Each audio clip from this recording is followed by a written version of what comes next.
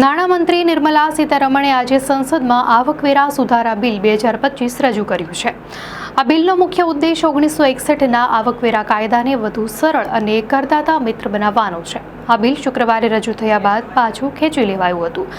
ત્યારબાદ એક પસંદગી સમિતિની ભલામણોના આધારે તેમાં કેટલાક મહત્વના ફેરફારો કરવામાં આવ્યા।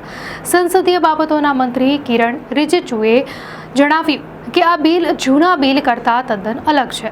આ સુધારાઓમાં સૌથી મોટી વાત એ છે કે કરદાતાઓને હવે કેટલીક નવી રાહતો મળશે। આ ઉપરાંત જો તમે ફ્લેટ ખરીદવા માટે લોન લીધી હોય અને બાંધકામ ચાલુ હોય ત્યારે પણ તમે વ્યાજની રકમ આવકવેરામાંથી બાદ કરાવી શકશો। આ સુધારા બિલમાં દંડની રકમ પણ ઘણી ઓછી કરવામાં આવી છે, જે કરદાતાઓ માટે એક મોટી રાહત છે। ચેરિટેબલ ટ્રસ્ટને મળતા અનામી દાન પર લાગુ થતો 30% ટેક્સ પણ હળવો કરવામાં આવ્યો છે। આ તમામ ફેરફારોને કારણે નવું બિલ કરદાતાઓ માટે વધુ ફાયદાકારક અને સરળ બનશે તેવી અપેક્ષા છે। દર્શક મિત્રો, આવી જ નવી અપડેટ્સ માટે ધ લોકસત્તા ચેનલને સબસ્ક્રાઇબ કરો।